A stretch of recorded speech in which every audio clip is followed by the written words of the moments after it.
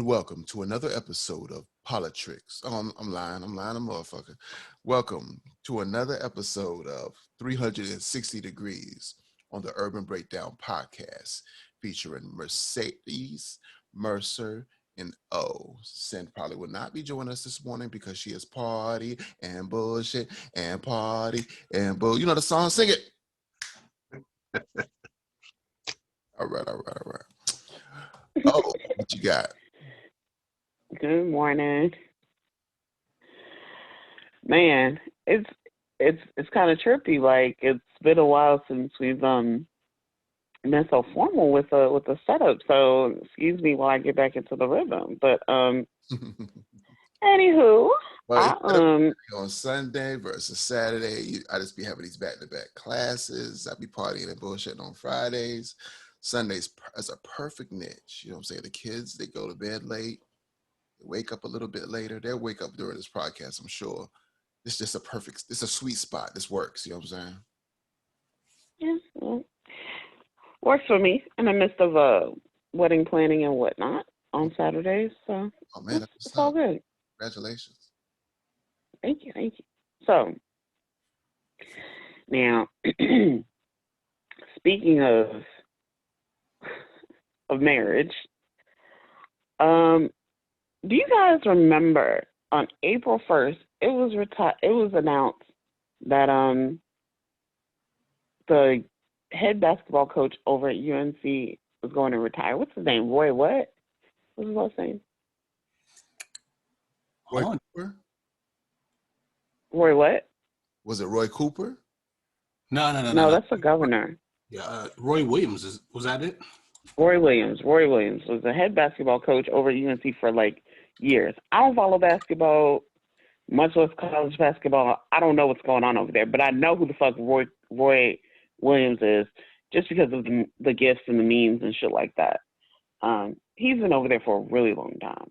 And I know that the other guy over at Duke is Coach K. Like, and as far as like ACC goes or NCAA, whatever, those guys are head honchos. Fine. And people were like, oh shit, this got to be an April Fool's joke. But nope. They, of course, found his replacement already because I'm sure he, knew there's probably something in his contract that says that he has to give so many months notice. So they found his replacement. And his replacement is a man by the name of Hubert Davis. I remember there was another name floating around once it was announced that he was going to retire from UNC fans where they were throwing this guy's name in the ring. He was a basketball player and coach over at Central. But the idea was like, oh, it should be a black man because why the fuck not? But what I do also know is that college programs tend to stay in-house for that kind of thing. So basically, if you didn't play for them, if you're not an alum, they're not going to fuck with you. Fine. Which also makes sense to me. And apparently, Hubert Davis, he fit the bill better than the guy that I saw floating around, the guy's name I saw floating around. So I was like, all right, cool. Like, I'm pretty sure he's going to be the first black guy with the job. And I was not wrong. Again, considering I didn't follow basketball, that was pretty much a safe bet. We're still out here making first, in 2021. So I'm like, yeah, good job, black man. Except he got to the press conference and said the strangest shit ever. Did you guys see this interview? I saw the clip. Wow, okay. Strangest shit ever. He basically goes on to say something to the effect of, yes, I'm the first black guy to have the job. I'm proud of this accomplishment. But by the way, I'm also proud of my white wife and the amazing children that we have and the family that we've built. Like, nigga, what? Like, it was a whole collective black response where everybody was like, but nigga, you already have the job. What are you doing? Your audition is over. Like, what the fuck are you talking about? And the crazy part is, like, he did say this more than once. And so it was very puzzling. Of course, Black Twitter had a field day. But let me actually read the quote. But Black Twitter had a good ass time with this. Somebody reference. I saw like somebody reference Amanda Seales' reaction, because if you don't know, Amanda Seales is not having it. She's always referencing how like some black men are just like quick to put their jacket down over non-puddled waters or some shit like that, where it's like waters that didn't even need to be covered. They're so quick to put their damn jacket down over these that's what she calls them, non-troubled, muddy waters. And I was like, yeah. The exact quote is, "I'm very proud to be African American, but I'm also very proud that my wife is white. And I'm very proud that my 3 beautiful, unbelievable kids are a combination of both of us." Sir, what the fuck are you talking about? We're not on that right now. The last guy, in case you didn't know, pretty sure Roy Williams' wife was white. Don't care about that. Because marrying a white woman is not an accomplishment. So, of course, people let him have it, rightfully so. He sounded crazy as hell. He really wanted a It's job. like he was just trying to say, like, yeah, I'm black, but I'm not going to be on that Black Lives Matter shit because my wife is white, wink, wink. Don't worry about it. We're all good here. I'm one of the good Negroes. Don't worry. May as well have said, I'm just not going to cause you no trouble, sir. Yeah, he Uncle shit out of himself. They shouldn't even let that even fly, man. I'd be like, you know what? We're going to change our mind. We're not really feeling this direction we're going in. That was just ill, yo. And I know Hubert Davis, but you know what? He's always been a herb. I remember him in the NBA. He was always a herb. I think he was in the NBA for like maybe 6, 7 years. He wasn't in there that long, but I do remember how herby he was back in the day. You did. And now I'm like, and I remember, and I was like, hey, I'm like, his name sounds familiar. What team was he on? Oh man, he's on the Knicks. Ooh, Right, because that used to be my team. That's how I knew his bitch ass. You know what I'm saying? he's only on there for a few years. He played from '92 to 2004, I think. Yeah, he was a weak ass bitch. Okay. You know what I'm saying? Ugh. But I'm just all the way over it. Ain't even fine. You did. No. It's like black men, they get with these white women and they be like, no matter what she look like, I got one. It's like the ultimate prize. And I wonder if this is something embedded from their slavery days when they used to lay down with these wenches and, you know what I'm saying, and take them off the farm or the fields or the plantation to live their own pretty lives. No, I don't know. I know I ain't fucking with UNC this year. I'm gonna go back to Duke. I was like, I've never fucked with college basketball, but I was like, I'm a Duke fan now. Right. I'm a Duke fan now. I'm cool on that. I've always been back and forth anyway, so this just gives me a reason. I mean, there are a lot of black guys who catch a lot of flack for being like, I guess you could just say being outside of their race when it comes to their dating. And like I said, if I start dating again, my next girlfriend may not be black, so I'm not going to get on that train. But it just seemed, it was just the whole step and fetch it way he went about it. And I don't have a problem with because I mean, if people, I mean to cut you off a little, people really want to know what his wife was, they would have Googled her. Like he didn't have to go out there and announce it like that, because it just seems like he's trying to gain favor when he already got the job, and he just did it in such a coonish way. And I think, like Blue, like you mentioned, like, yeah, well, I'm, you're not gonna get no trouble from me. Ain't gonna be no I'm not gonna be wearing no Black Lives Matter T-shirts. And next time some black man gets strangled out in the street, I'm gonna mind my business. So right, and in a way, I can understand in a way how he might have made that misstep, because there's a lot of stuff racially going on UNC. They're taking down a number of statues. The environment isn't as kumbaya as we might have thought UNC would have been, considering it had such a high black population. You know what I'm saying? There's a lot of racial incidents that's popped up over the last couple of years, mainly because of the statues and Confederate racism and all that. And like you said, maybe he just wanted to be, you know what? I'm just here to coach basketball. I'm not here to start no trouble. I'm not here to start no rallies. Not here to rile these boys up, get them prepared to transition to the NBA for those that will be going to the NBA.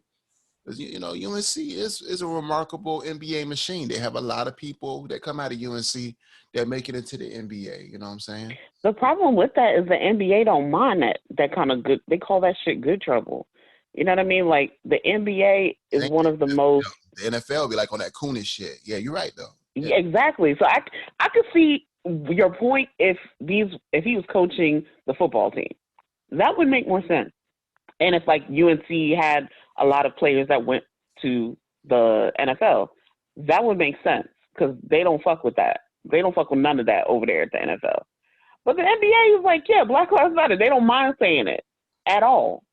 So what the fuck are you talking about? Like, and at the end of the day, you can say whatever you want, but when you're out there, you know, playing, like when you're out there driving your nice ass car because you're, you know, I'm not saying that he didn't have a nice salary before doing whatever the fuck he was doing, but like when you're driving your nice ass car and you're out and about in the community, like none of that shit matters. Like the police don't know that you have a white wife. They don't see you as human. They see you as a threat. Some can, you know what I mean? So yeah, making that announcement about or trying to be slick with like your intentions is helping and serving no one, because at the end of the day, they're not going to give you a chance to explain shit. Yeah, exactly. If they don't want to. So you're right. So what are you talking about? Yeah, middle finger to Hubert Davis. Oh, herb ass nigga. Anyway. Herbert Davis. So somebody who was possibly, depending on how you look at it, he could have been on some sim shit this week himself, is Paul Pierce. Now, I know I just said I don't fuck with. We're out of order. Can we do RIP DMX first?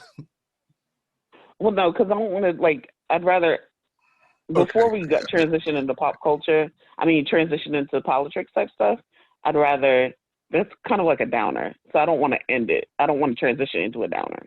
I got you. Until we go into politics. Sorry, but I do want to talk about Paul Pierce very quick, because we're talking about NBA related stuff. And depending on how you look at it, he was on some simp shit. But looking at his reaction, he seems very unapologetic about it. And I know I just said I do not follow NBA stuff. But there was a time where my obsession with Ray Allen did cause me to actually give a fuck about what was going on in the NBA. So I do know who Paul Pierce is, because he was a part of that big three combination when Ray Allen was playing for the Celtics. Uh-huh. And Paul Pierce has since retired, just like Ray Allen has, but he has been an ESPN commentator. And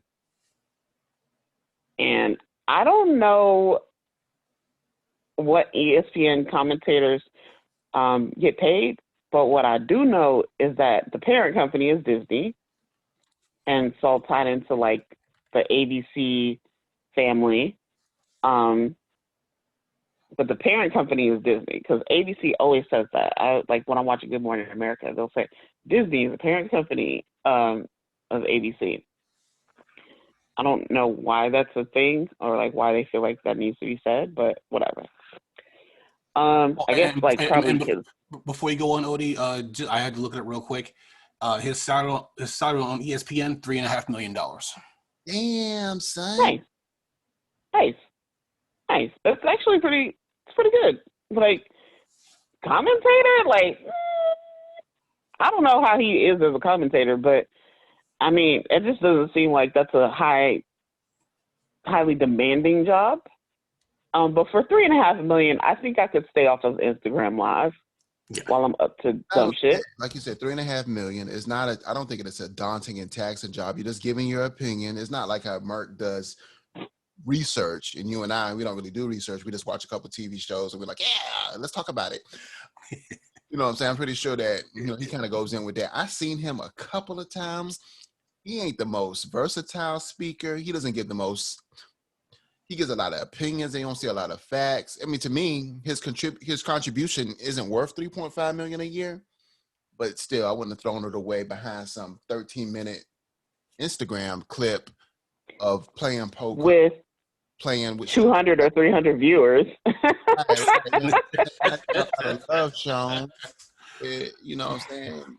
That's my whole thing. So, see, when I first watched the video, I did notice, like, I was like, oh, this isn't, it really wasn't that racy or as, like, scandalous as people trying to make it seem, as far as what was going on. It really wasn't that bad. I mean, it was just random because, like, I watched Jesus and Meryl last night, and one of the comments or observations that they had that was funny to me was, like, the women in the background were, like, twerking, but like nobody was looking at them, like, because there were like guys, I could see guys like sitting on a couch, their backs were to them.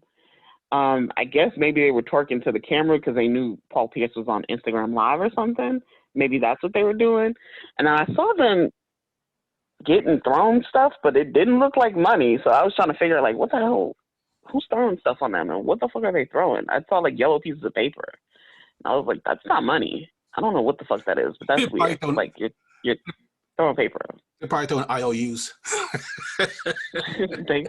Basically. But what you do see is Paul Pierce, he's smoking. He's, talking to the camera, like telling people to come through, that they're in LA, which to me, out of all the things that were said and done in that space, that was the most annoying because I'm like, nigga, it's a pandemic. Why are you telling people to come through to your maskless ass party? Like, we didn't have to know any of this. So in my opinion, I'm just like, this was just a bad look, period. And it's not like somebody, and that was the thing too. I watched the camera. I was like, he's probably going to get fired from this.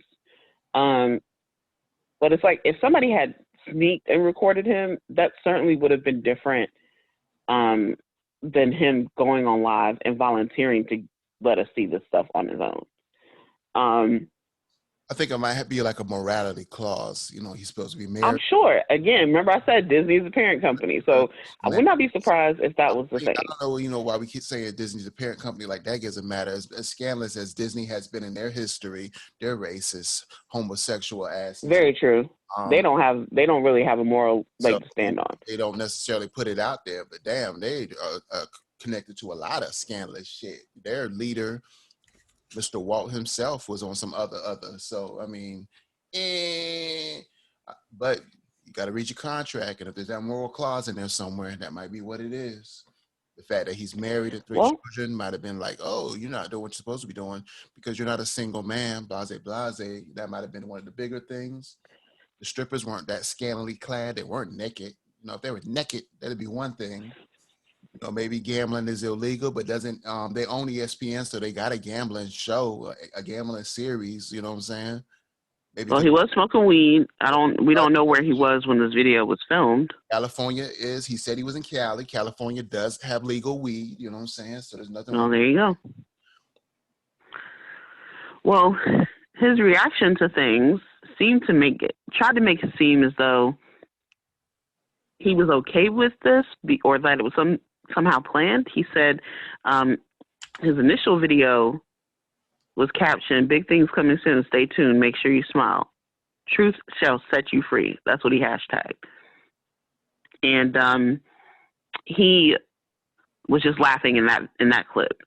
Then he tweeted a day later, "I can't lose. Even when I lose, I'm winning."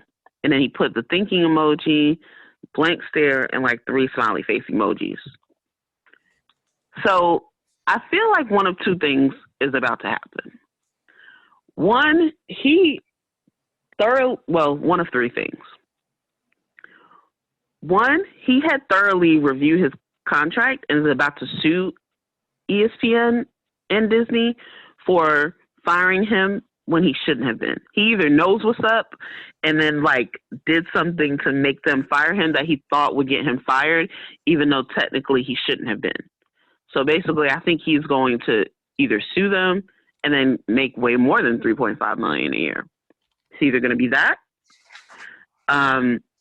or he maybe had a bigger opportunity to make some other money elsewhere and knew that this would get him fired to release him from his contract. Maybe it was something with a conflict of interest, and he wasn't able to do it unless he was no longer at ESPN. So he stands to gain more by quitting or by leaving there and just couldn't quit. Or the third option is none of those things are true, and he's just as dumb as it. He's just dumb, and he's trying to save face now by saying he's going to win. He's going to come out on top. Well, I look at it like this, money-wise, right? I had to look it up real quick. Paul Pierce, throughout his, 20-year NBA career, has earned almost $200 million. So let's just say through taxes and spending, let's just say he only has a third of that left. That would still leave him with about $60 million. And that's before he started making money with ESPN. So unless he blew it all on some investments or trying to invest in Bitcoin or whatever it is that you may invest in, he didn't really need the money. If he didn't blow it all. Because like I said, even if he had a third of what he earned after taxes and spending, he'd still have $50 to $60 million left. So he's probably just doing the ESPN job for something to do, because he didn't really need the job if he didn't blow through all his money. And I've seen people that made more money than Paul Pierce, like a Mike Tyson, who blew through it all because he bought tigers and giant mansions. Holyfield bought a mansion. The electric bill on that mansion was $18,000 a month. So people can blow through that much money, but I never heard any stories about Paul Pierce spending the way Iverson did. So I can't really see him needing the money, which in my opinion is maybe why he's so nonchalant about it. Well, they say his net worth is $70 million. They say he makes $15 million a year. And 5 days ago, he sold his Calabasas mansion for $10 million. Oh, so money's not an issue then, So with him selling that mansion, maybe what Odie said about him trying to get a better deal and getting out of that contract has relativity. Okay. You know what? And yep, maybe he's going to leave and go somewhere else. Like he's moving for a different opportunity. He just couldn't live on the West Coast anymore. Yeah, those taxes are high out there. That's why so many people are leaving California and moving to Texas. I guess they could trade in paying high taxes to give up their freedom, I guess. I don't know. Texas is not the most liberal place in the world. Yeah. But I figure like this. I can't see Paul Pierce being that stupid, and I will have to agree with you, Odie. It may be part of a larger plan. And step one, it seems like way too intentional to be that reckless, Yeah, that may just be step one. Well, we'll see. We'll report back. It will be interesting to see how valid or invalid my comments are. Let's say like a year from now, or maybe a month or two from now. We'll see. Probably a month from now. Just a month. We'll see. So the thing, just to allude to what Blue referred to earlier, we did lose DMX yesterday. We had been talking about him last week and how he was hospitalized. Or actually, excuse me, it was Friday where he officially left us. And I remember, like Thursday, people were commenting, rest in peace, rest in peace, rest in peace.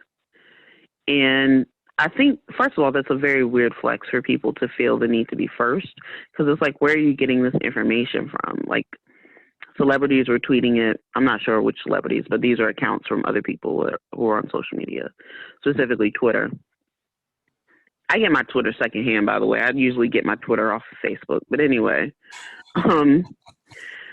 there were people saying, rest in peace, DMX, and basically writing him off before he was officially passed.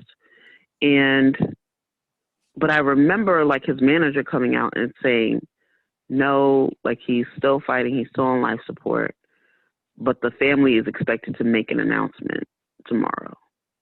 And when I heard that, I was like, oh, they're deciding to pull the plug. Like they're picking the day.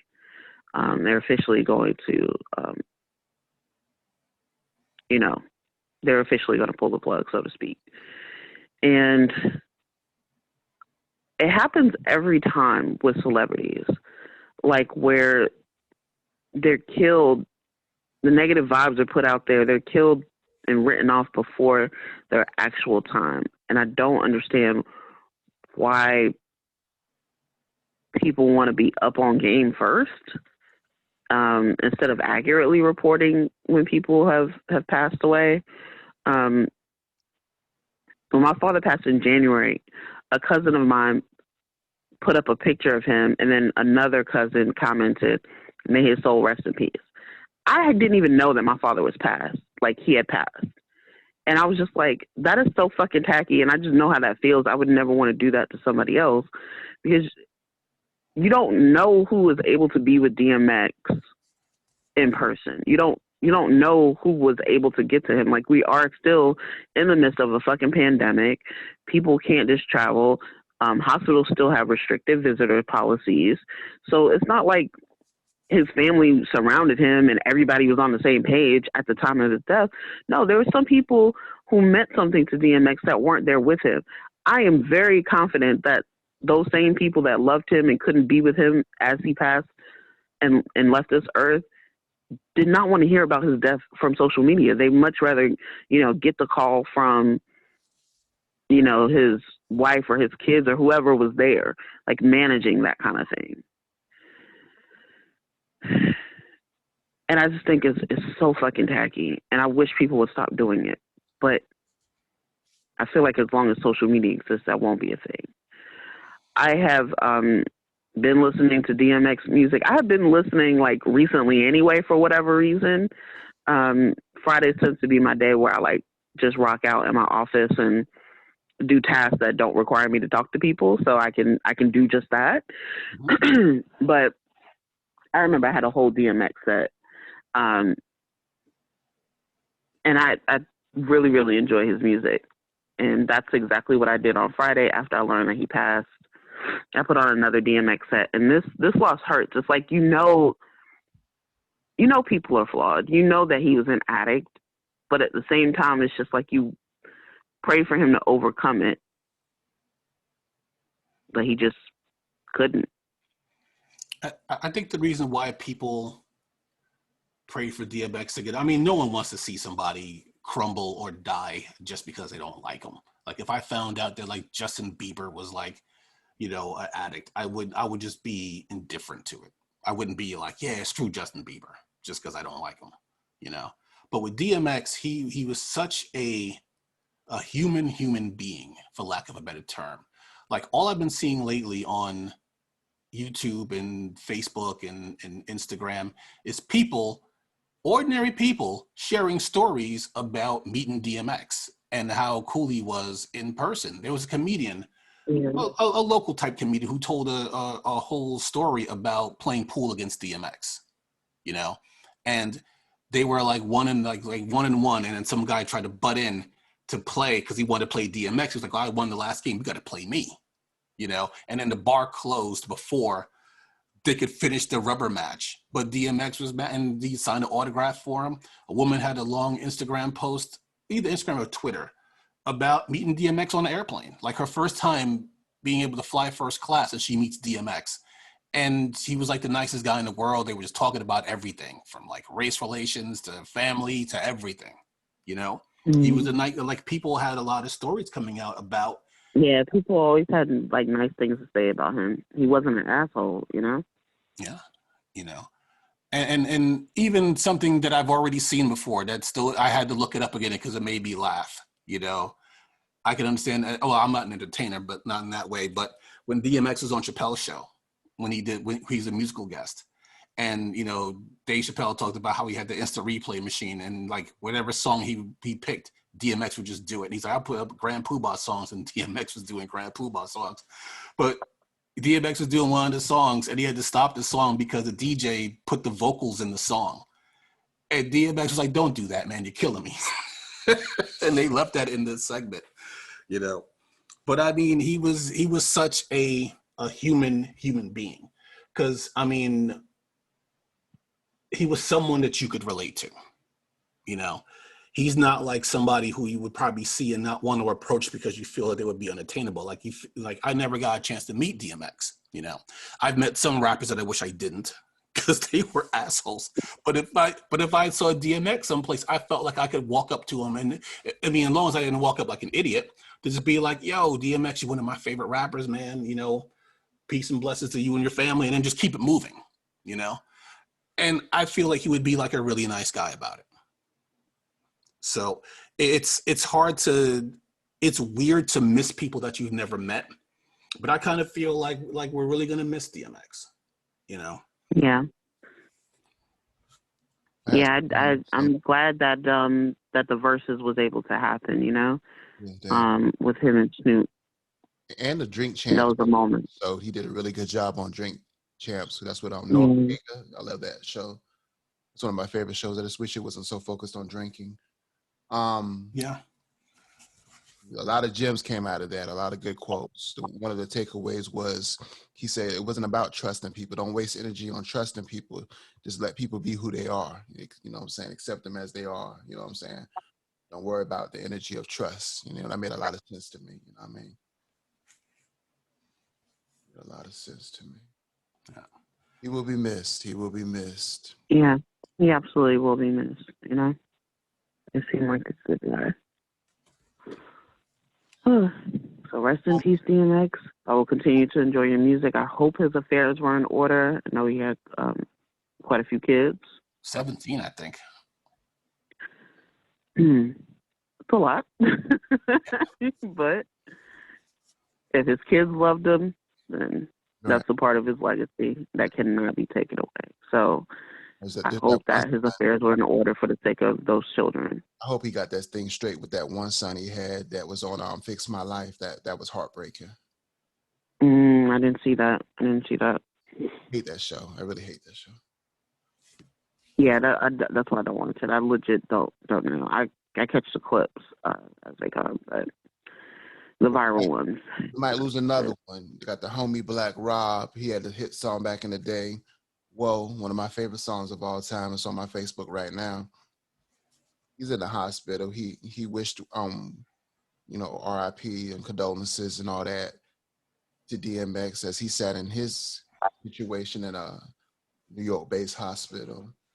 It seems like, I don't know if P. Diddy is the devil or not, but anyways, just give energy, give great vibes, give your prayers if you pray to Black Rob. He probably won't have the impact on us as DMX had, or Tupac or Biggie, but still, we need to take better care of our artists.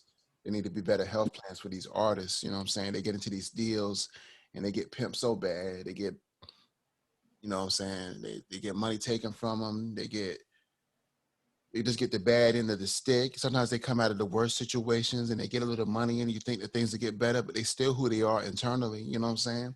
They're still trying to fix things that's internally wrong with them and things that internally flaw them. And sometimes they don't make it. And sometimes money just perpetuates that even further, you know? Yeah. Mm-hmm. It's kind of like what Roddy Piper said about the WWE. The music business, to me, is exactly the same thing. Because he talked about being in a WWE. And he said the WWE has a great entrance plan, but they don't have an exit plan. Because everybody's not going to be Jay-Z. Everybody's not going to be Eminem. So they're not going to always have money forever. So when your time is done, right, and something happens to you and you don't have the money, and I don't know if that's Black Rob's situation, but there were a few rappers that I know of who got in bad with medical bills when they got sick. I think one of the guys who was in a group called Gravediggers, I want to say he had stomach cancer. Don't quote me on that. But he was in the hospital for a long time and he accrued a lot of bills, you know. And, you know, when you leave this earth, the last thing you want to do is leave your family with a ton of medical bills, because that's like, you know, they're already grieving your loss, and then they got to worry about how they're going to pay all these bills. My only saving grace when my mom died is that she was on Medicare. So Medicare took care of most of it. Only thing they didn't really take care of was all the cancer meds, which was a bear to overcome, you know. So hopefully Black Rob's affairs are in order as well. And hopefully whatever he's going through, he pulls through. I think he had a stroke. I don't know if he has a stroke now. That's why he's in the hospital, but he did mention that he did have a stroke. So I don't know if that's why he's in the hospital at this moment, but whatever he's going through, I hope he pulls on through, you know. Even being a local legend is still a powerful thing. And then the fact that when people hear his name, they, you know, you have that one song that was just like, that made a difference to people. So that is a powerful thing. So hopefully we could save the paint.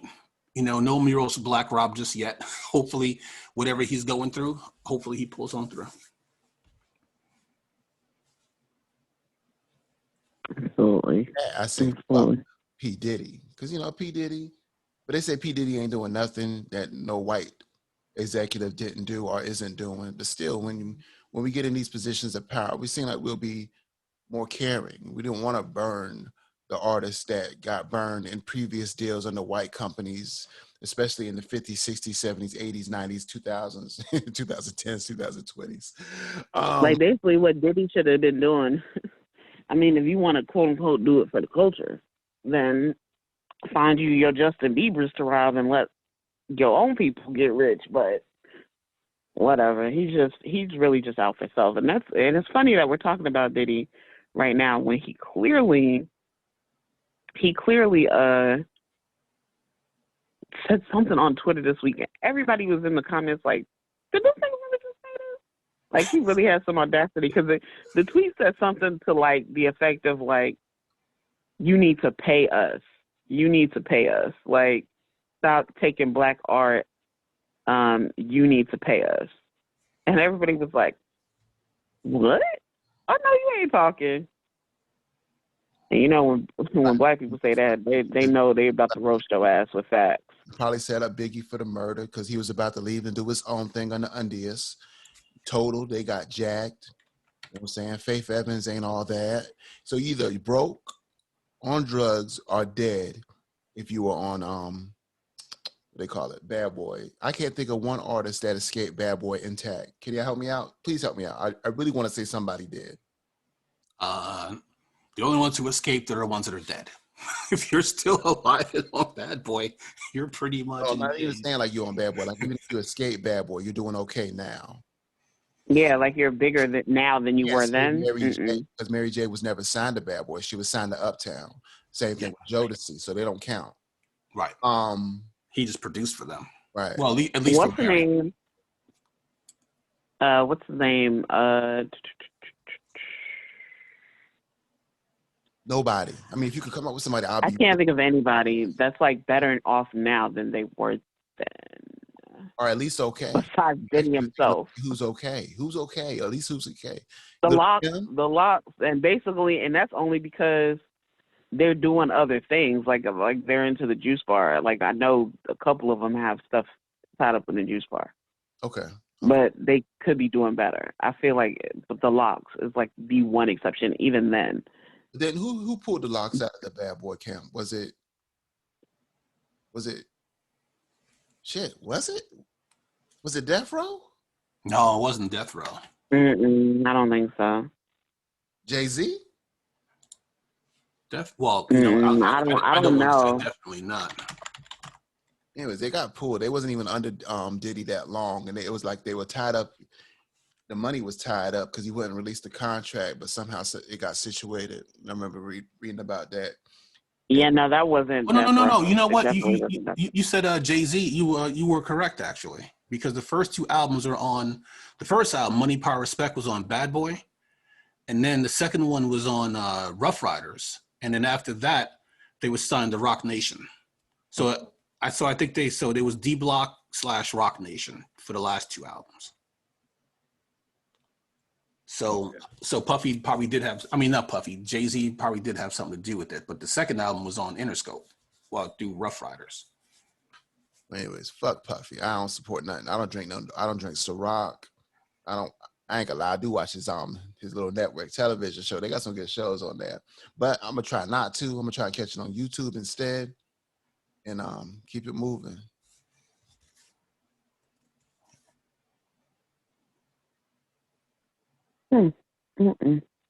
All right.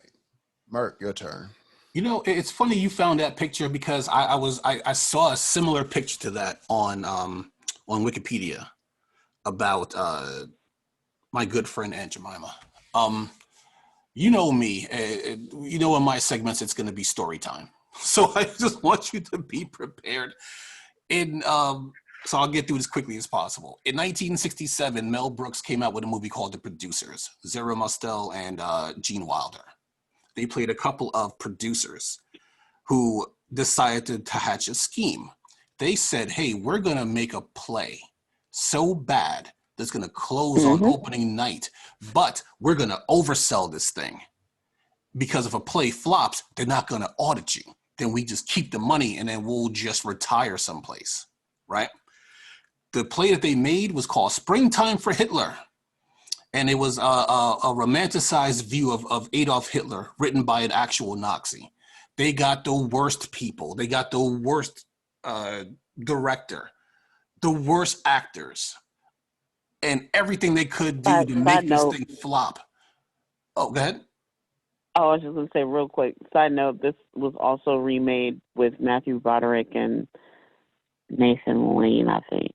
Yes, they did a remake of it back in the early 2000s, I believe. Don't quote me on that. Something like that, late 90s, early 2000s, yeah, somewhere around there. And but yeah, but unfortunately for them, and they oversold this at 25,000%. Right? Unfortunately, it was a smash success. And now they were on the hook for all that money. Because now it's like we're never going to make the money that we oversold this for. Of course, they end up going to prison by the end. So, fast forward to 2000, right? Movie comes out, Spike Lee production called Bamboozled. If you never heard of it, that's okay. It was a big flop. Only pulled in about $2 million in the box office. Damon Wayans plays a TV producer who hates his job, hates his boss, played by Michael Rappaport. It is funny because Michael Rappaport basically felt that his character, that is, not him in real life, that he could use the N-word because his wife was black and his kids were half black. So that gave him all the license to use the N-word on the job. So, and every time he tried to make a show that was positive about black folks, Rappaport was like, that's a Cosby clone. We don't need no more of those. So he figures since he's under contract, he can't quit. He's going to make a show so offensive that he'd have to get fired. So he made a new minstrel show with black people in blackface. And they were going to do this whole down south thing. And it was going to be terrible. And they'd have no choice but to let him go. It became a smash success. The Roots in that movie were the house band. And then their name of their band in the show was called the Alabama Porch Monkeys. You know? Wow.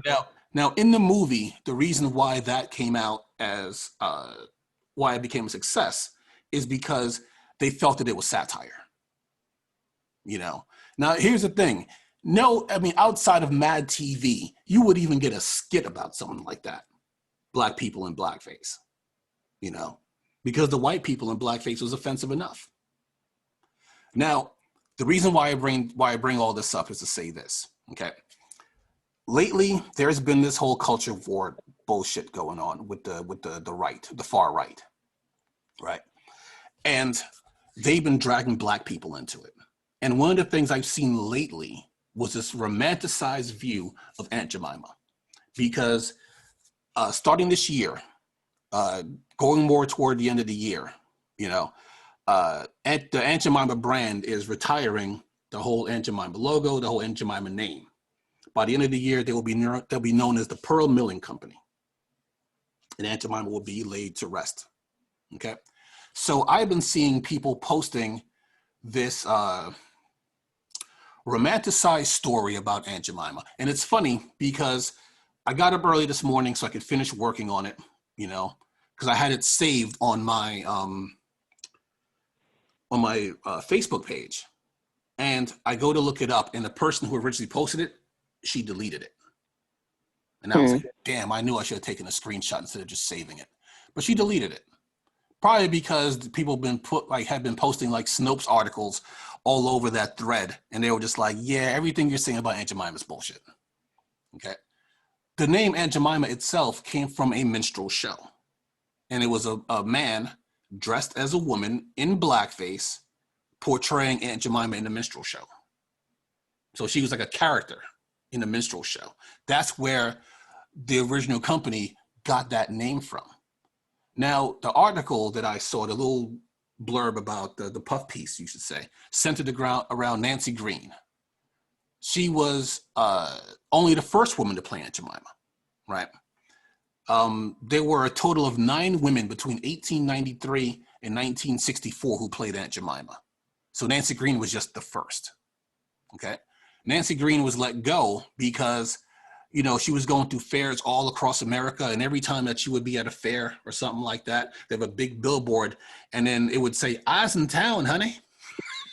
And she'd be out there serving pancakes to people and telling stories about plantation life and how awesome it was. And that's the part of the Aunt Jemima thing that pissed me off. And this article was like, you know, she was such a beautiful woman and she told such wonderful stories. And the pancakes, the pancakes. Translation, she made me feel less uncomfortable about slavery and plantation life. Exactly. You know, it's what do they call it? Antebellum. It's a romanticized version of an atrocity. Slavery was an atrocity. Let's just leave it at that. And people want to romanticize it because they were like, slaves didn't have it that bad. You know, they had job security. They had 2 meals a day. You know, they only got whipped when they did wrong. So the slaves had it great. What are you guys complaining about? It's like, well, and some people think, well, y'all just live in a ghetto now, complaining. Don't you wish you were on the plantation now? I'm being a jackass, of course. But some people do have that romanticized version of it. And Aunt Jemima basically embodied that. And if they left it at that, I might have just been like, y'all on some bullshit, I'm moving on. But they claim that Aunt Jemima was a millionaire when she died. That is absolutely not true. There is no records. Snopes did a huge article on this. There is nothing in, I forget the name of the parent company, but there's nothing in their records that indicates that she was paid more than a pittance for her work. And as a matter of fact, when she left, she was let go from the position in 1900 because she refused to sail to Paris. So I don't know if she was hydrophobic or what have you, but she didn't want to go to Paris. So they let her go and they hired another woman to play the role. Okay. And like I said, there were like 8 more after that, or 7 more after that who played the role. Okay. Nancy Green died in 1923 and was buried in a pauper's grave without a headstone. Okay. She finally got a headstone. I'm going to give you guys a guess. What year did Nancy Green get a headstone for her grave? She died in 1923. 2000. 2000? 78. What do you say, Blue? 1970s. Nope. 2020. September of 2020, she finally got a headstone. Now, if she was a millionaire, she would even be buried in a pauper's grave. But they claimed in this puff piece that she was a millionaire. This puff piece posted Nancy Green as like an icon for Black people. And she wasn't. Now, if you want to talk about a Black woman who was an icon for Black people, why not talk about Madam C.J. Walker? Exactly. That's the only one. Who was an actual millionaire. Now, I found out something when I was researching this, something interesting. I always believed that Madam C.J. Walker was the first Black millionaire. No, she's the first black No. female millionaire. There was Yeah. actually another gentleman named Jeremiah Hamilton. So at the time that he died in 1875, he had a fortune of about $2 million. So I looked it up, like $1 million, He was $1 million. He was associated with like Boston up in that region, right? Or am I thinking about the wrong guy? Possibly. There was like He was in New York. So he was okay. definitely somewhere up in the north. He had to do with like what's his business? Shipping. They said he was a broker, so shipping could have been part of it. I didn't get too deep into it because, like I said, I wonder if we're talking about the same person because I do remember learning about him, but I can't remember his name. Yikes. Yeah, but I'm sorry. Proceed. You figure he battled racism.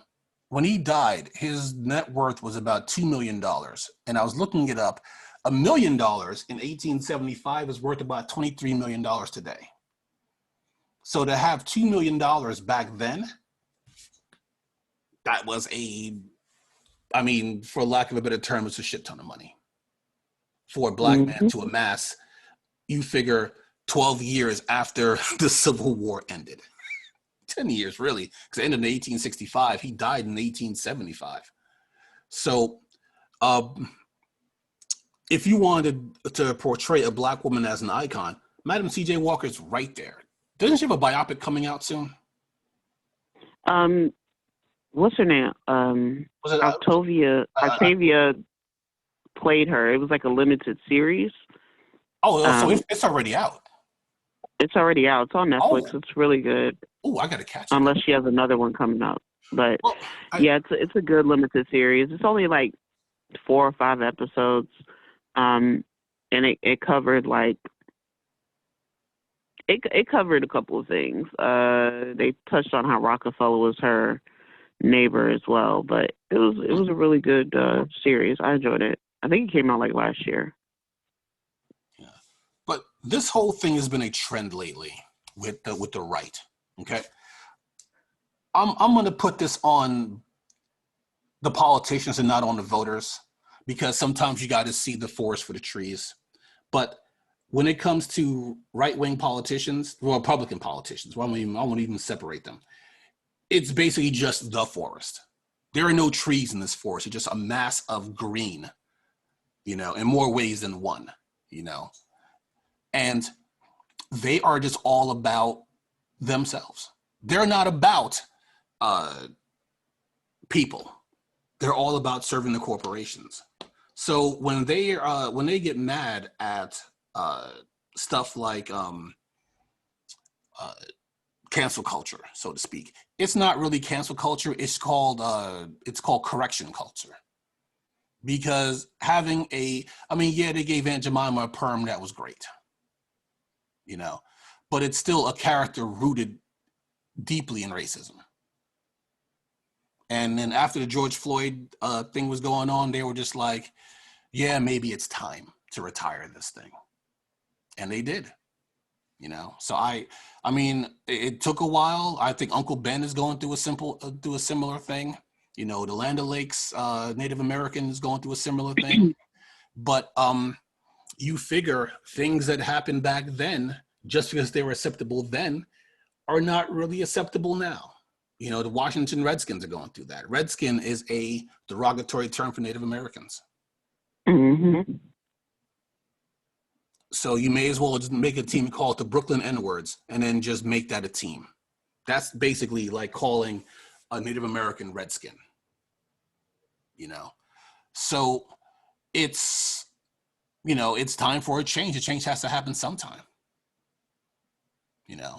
And then we just got to teach our kids. Hey, they got on Disney and like Blue mentioned, Disney has some really wild, horrible, racist stuff in their in their catalog. We won't even talk about Song of the South. That's an episode by itself. But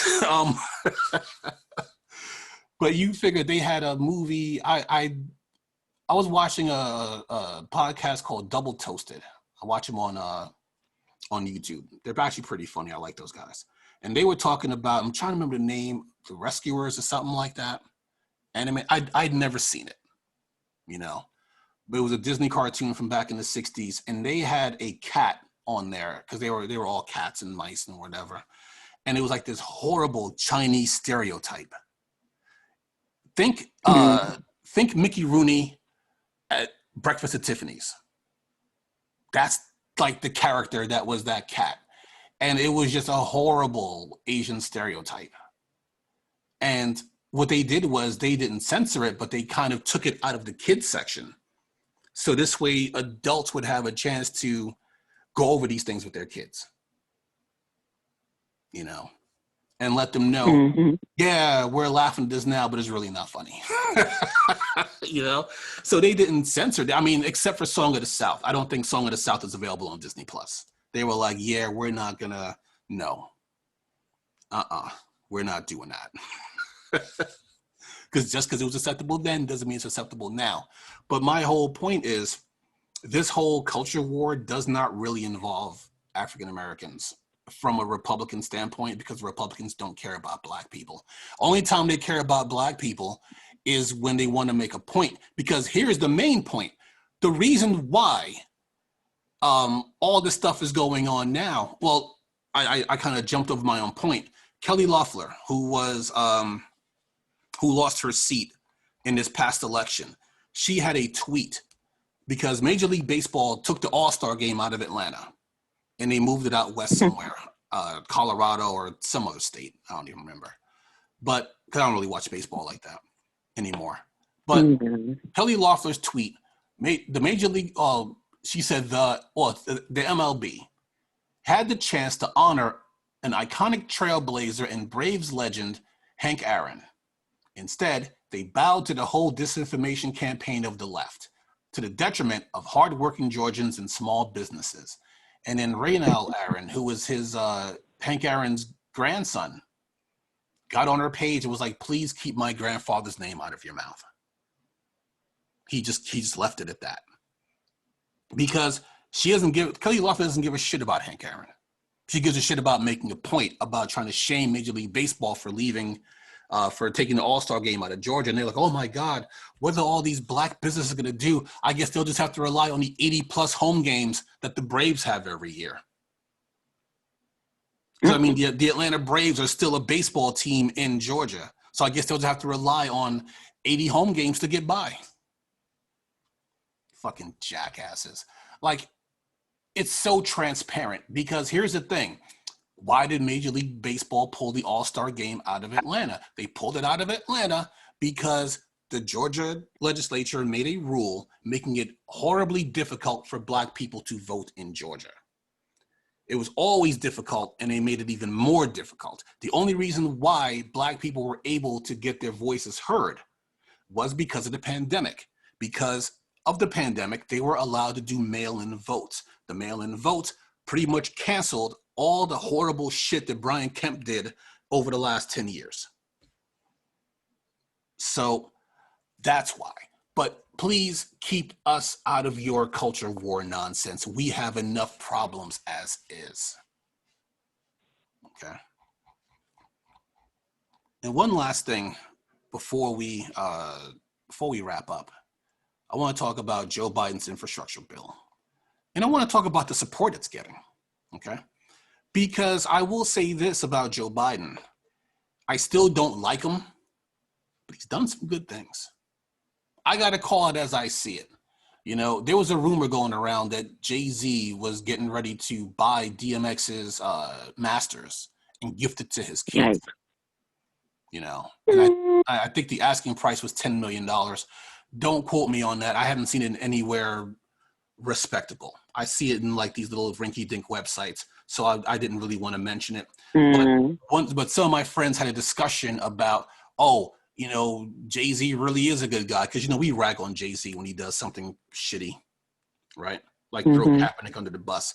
And I was like, look, if he does a good deed, we're going to call him out and say, hey, you did a good deed, but that doesn't mean that we can't criticize him when he screws up. Okay? So, same thing with Joe Biden. I don't like Joe Biden. I voted for Joe Biden, but I didn't want to. because he was running against Donald Trump. But so far, Mm-hmm. he's done a decent job. I won't go past decent. That's the best he's going to get from me right now. Is he's doing a decent job. Heck, I'm finally getting my first shot on Tuesday of the vaccine. You know, and it's because of Joe's stepped up efforts. You know, to help get the vaccines out to people. So I'll be able to go home and see my dad. You know, this year. Thanks to Joe. I shouldn't say it so soon. I should get the shots first before I go making my travel plans. Probably. But Definitely. but now it's like I just got that done today, and I kind of found myself like, thanks, Joe, because if Orange Marmalade Man was still a president, I probably wouldn't even be able to go home and see him this year because of the horrible job that he did. But Joe Biden unveiled a infrastructure plan. The criticism I had off the bat is that he came out at $3 trillion and then went down to $2 trillion because he's trying to get Republicans to sign on to it. And I'm just like, no. Only one you got to worry about is Joe Manchin and Kristen Sinema, because you have the majority, you have reconciliation, do it that way. The Republicans don't care. But I saw a poll of the support for the American Jobs Plan. That's Joe Biden's infrastructure plan. So if you break it down by Republicans, independents, and third parties, and then Democrats, right? You figure as a whole, Republicans support this bill 57%. So for Republicans, that's pretty high because they don't normally support plans put out by Democrats. Now, out of that 57%, 17% only strongly support, 40% somewhat support, but it's still 50. But they still supported 57%. Independents supported and third party supported at 67%. Democrats supported at 93%. So if you look at it as a whole, right, the bill has 73% support. If you look at it all across the country from this poll, right? And a few of the other polls I saw were similar. I use this particular one because it broke it down by the, somewhat and strongly. So you figure in the strongly department, it's definitely Democrats. 69% strongly support this bill. Okay. Independents, 31%, Republicans, 17%. For the somewhat support, 24% for Democrats, 36% for independents, 40% for Republicans. But here's the thing, whether it's somewhat or strongly, it's still majority support for this bill. So why are Republicans working against it? That's the key thing. So if you look at, let me go back to my fact sheet here. So if you get on whitehouse.gov, right, there is a fact sheet about what's going to be in the bill. And I'm not going to read everything. I'm just going to read a couple of things here, right? Fix highways, rebuild bridges, upgrade ports, airports, and transit systems. That is a given, okay? Deliver clean drinking water, a renewed electric grid, and high-speed broadband to all Americans.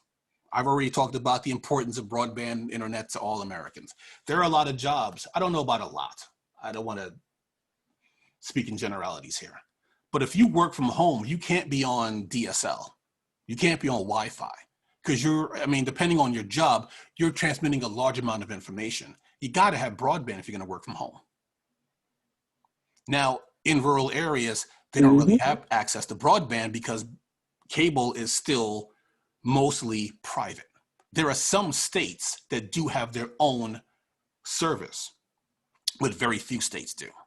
Most of it, they rely on private companies. So if this became a public utility, and I will give Obama credit for this, even though it didn't go through, Obama tried his damnedest to make internet a public utility, just like electricity and water, so that it can get out to all the other areas that need it. So if you, like I said, if you have kids and they're out of school for extended periods of time for a plague, right? How are they going to learn from home if they don't have broadband? build, preserve, and retrofit more than 2 million homes and commercial buildings, modernize our nation's schools and childcare facilities, and upgrade veterans hospitals and federal buildings. Also should be a given. Solidify the infrastructure of our care economy by creating jobs and raising wages and benefits for essential home care workers. Revitalize manufacturing, secure U.S. supply chains, and invest in research and development and train Americans for the jobs of the future. Create good quality jobs, so on and so forth. Like I said, you could just read it yourself, and then it goes into detail for every part of what they plan on doing. Okay? So when I read over it yesterday, I'm like, and you know me, I'm a hater to my bones. If they made a drink called Haterade, I don't even know what's in it. I'll just drink it. But I can't find fault with this. It's a good plan. The only fault I find is that, I will agree with AOC on this. Only fault I find is that there should be more money invested in this. $2 trillion is not enough. We need at least 7-8 trillion for this because we're so far behind. Because when you deal with infrastructure like this, the jobs that come out of it, a lot of those jobs will be permanent, because the one main thing that we hadn't been doing with these things now, maintenance, got to maintain these things. So for a lot of, so like if you have high-speed rail, right? There's a lot of maintenance that goes into high-speed rail, which means a lot of permanent high-paying jobs. A pipeline doesn't do that. So you build a pipeline, there's only a handful of permanent jobs. But you build a high-speed rail, those tracks got to be maintained. All that stuff's got to, all the signaling, all that other stuff has got to be maintained. Those trains go at like, I don't know, 150, 180 miles an hour. So there's a lot of care that goes into it. But the Republicans are on Sunday shows and TV shows talking against it. Why? Why would they do that if most of their constituents want this? They want those jobs. They want the benefits. They want clean drinking water. They want broadband in their areas. Why? Because of how Joe Biden plans to pay for some of it. The devil's in the details. And I mean this in a good way in this case, okay? He wants to pay for it by raising the corporate tax rate from 21%, where Trump lowered it to, back up to 28%. Now, keep in mind, he should have raised it higher, because before Trump lowered it, it was at 35%. Some websites said 38, most of them said 35. But it's at 35% from what most of them said. Trump lowered it from 35% to 21%. Now, when all these corporations were making this extra money from all these, from that lower corporate tax rate, what did they do with the money? Simple. They bought back their own stocks, inflated the price of their own stocks. They didn't give it to them. And that's why Reddit exists. Yeah, exactly. To make sure no one gets shorted ever again. Try and short somebody, you're gonna lose your shorts, because they'll get you. So they want to raise the corporate tax rate, and all these corporate flunkies, and even some of the corporate Democrats, it's not all Republicans, like Joe Manchin, are just like, well, we need to remain competitive. No, you need to get your campaign money from these corporations. That's what you need. You don't really care about, Joe Manchin doesn't care about people. And Joe Manchin is basically just a Republican with a D next to his name, because nothing about him is Democratic at all. I don't even mean about being a Democratic Party. I'm talking about being an actual part of democracy, because Joe Manchin believes that the minority party should be the one that's in charge, because that's how he makes his money. So you figure a company like Coca-Cola, or no, better example, Delta Airlines. They're based out of Georgia, right? And I thought that this was an older story. It turned out it was a newer story. They actually removed because Delta Airlines spoke out against that law, in Georgia, they actually went in and took away a tax break for jet fuel for Delta. It cost them about $50 million in tax breaks. Now, I tried to look up how much a gallon of jet fuel costs, and I didn't even want to go over it because every website, I mean, if I look up 10 websites looking up the corporate tax rate, and 8 of them say 35% and 2 of them say 38%, I'm just going to go with 35%, right? But Mm-hmm. I looked up like 6 different websites and got 6 different prices ranging from $1.70 a gallon to $4.50 a gallon. And none of them could tell me how much it costs to fuel a jet. Because I mean, a jet is not like a car where you just put in like 10 gallons of gas and you can go. You know, it's a jet. But so I just said, you know what, I'll leave that part alone as to how much it's costing to keep these planes in the air. But I think jet fuel is expensive basically just on volume of just how much they use to fly a plane, as opposed to the actual price of it. I think they practically run on kerosene, pretty much. So don't quote me on that either. I'm not an engineer. But Biden's infrastructure plan is actually good. The only fault I have with it is not enough money's being put into it. And then you had Republicans on there, they're like, oh, well, one of them was literally like, yeah, well, they're putting money into pipes. That's not infrastructure.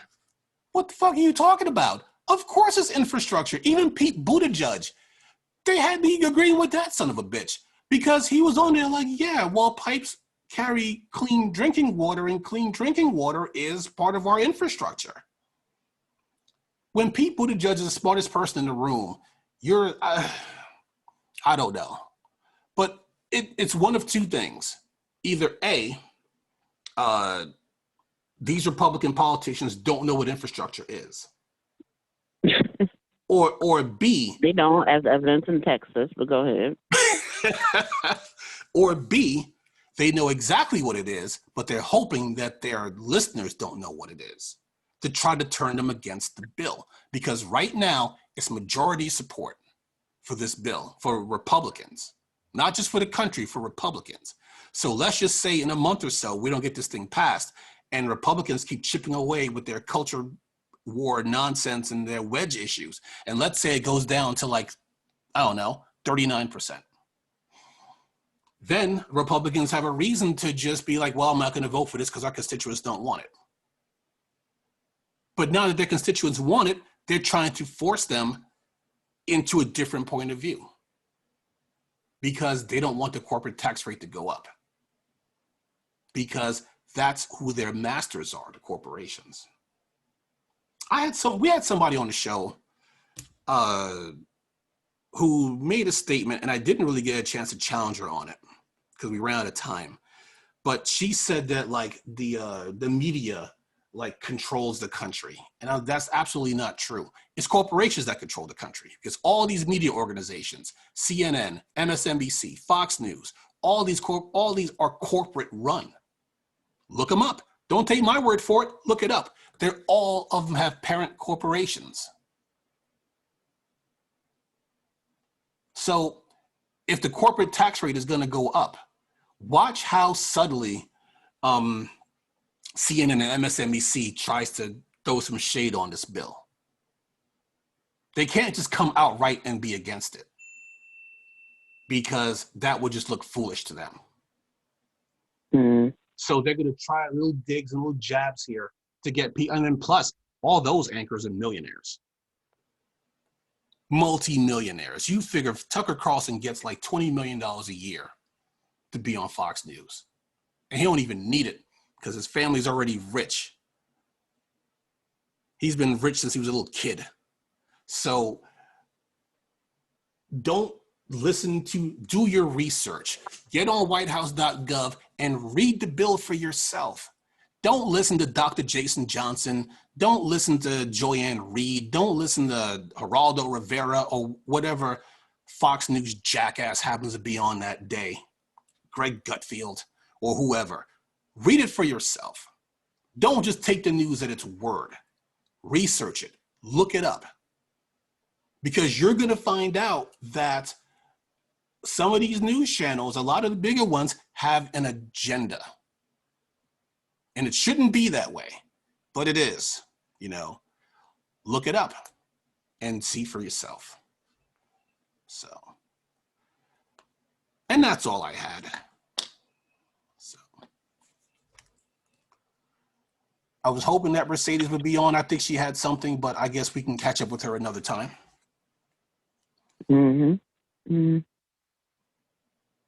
If you haven't already, please subscribe to the Urban Breakdown podcast featuring hit shows such as 360 Degrees and Politics with Mercer Prescott and his band of eclectic cronies.